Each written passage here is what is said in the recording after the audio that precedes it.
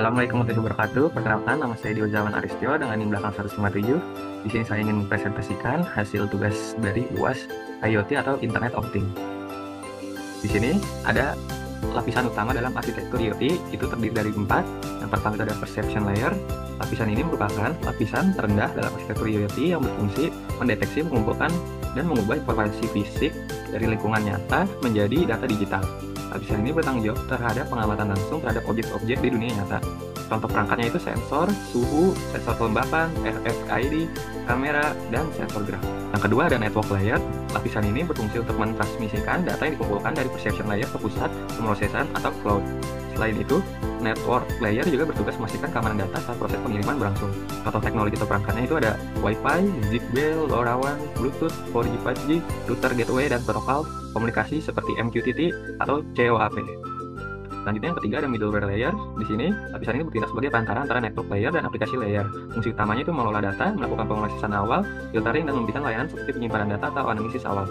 Contoh teknologinya itu ada cloud computing, platform seperti AWS, IoT, Google Cloud IoT, Edge Computing Device, dan software broker seperti Apache, dan Kafka. Dan selain terakhir ada application layer. Lapisan ini paling atas yang memberikan layanan secara langsung kepada pengguna akhir. Lapisan ini menginterpretasikan data yang dikumpulkan menjadi informasi yang berguna dan menyesuaikan dengan kebutuhan pengguna dalam berbagai sektor seperti pertanian, transportasi, kesehatan, dan industri. Contoh aplikasi atau perangkatnya itu ada smart home system, aplikasi monitoring kesehatan, sistem pemantauan lingkungan, atau sistem pemantauan suhu dan kelembapan. Ini ada perbandingan protokol IoT. Ini ada kelebihannya. Yang pertama itu ada MQTT. Kelebihannya itu ringan dan hemat bandwidth, cocok untuk komunikasi real time, mendukung QoS atau quality of service. Kekurangannya ada butuh blocker tambahan, tidak aman jika tanpa TLS, kurang cocok untuk model client service murni. Nah, lalu selanjutnya ada HTTP.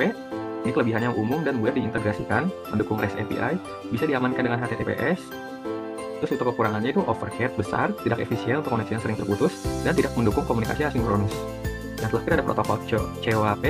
Kelebihannya itu sangat ringan, cocok untuk perangkat terbatas, mendukung asinkronus dan multicasting, bisa diintegrasi dengan HTTP.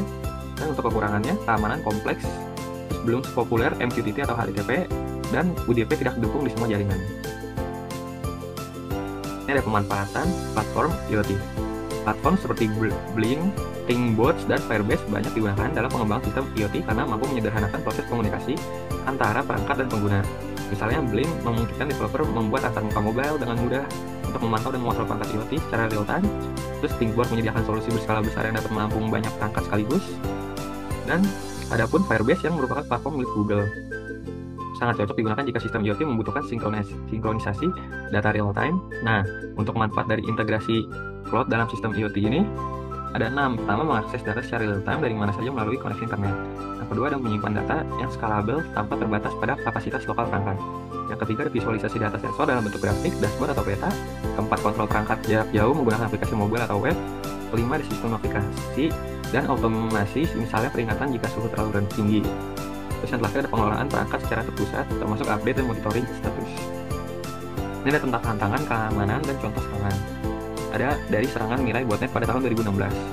Jutaan perangkat IoT seperti kamera CCTV dan router diretas menggunakan credential default.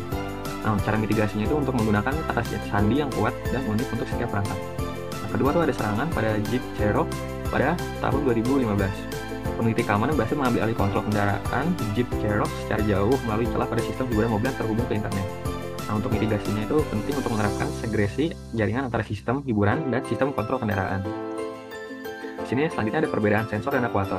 Sensor itu adalah perangkat yang berfungsi untuk mendeteksi atau mengukur kondisi lingkungan fisik dan mengubahnya menjadi data digital yang dapat diproses oleh sistem. Sensor memungkinkan perangkat IoT untuk mengamati dunia nyata seperti suhu, kelembapan, gerakan, cahaya, atau gas.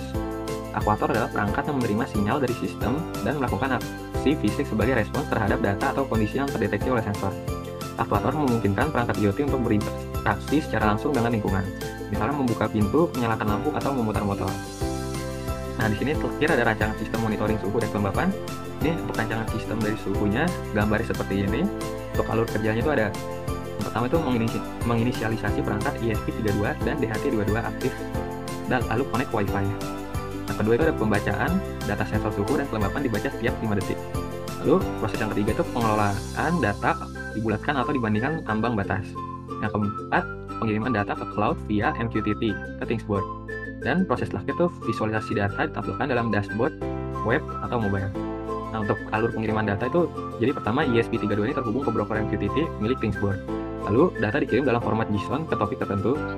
Lalu alur terakhir dari pengiriman data itu dashboard Thingsboard menampilkan data dalam bentuk grafik, gauge, atau log. Oke, di sini saya akan mendemonstrasikan hasil rancangan program yang sudah saya buat, yaitu monitoring hasil suhu dan kelembapan.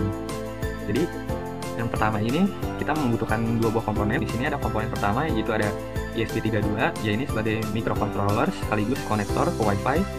Lalu yang kesini ada DHT22, yaitu untuk membaca suhu dan kelembapan. Jadi untuk nyambung kabelnya itu GND kehubung ke GND sini, dan VCC disambung ke V3 dalam ESP. Dan yang kalau DHT1 SDA dihubungkan ke IO14. Dan ini untuk kode programnya di void ini kita menggunakan serial dulu terlebih dahulu.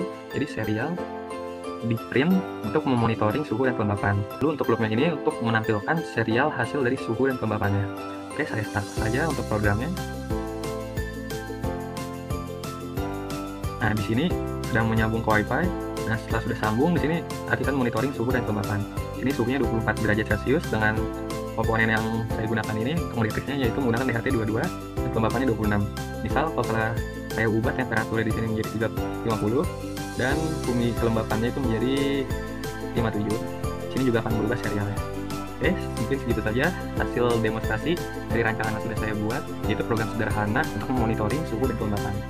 Sekian dari saya, kurang lebih mohon maaf. Wassalamualaikum warahmatullahi wabarakatuh.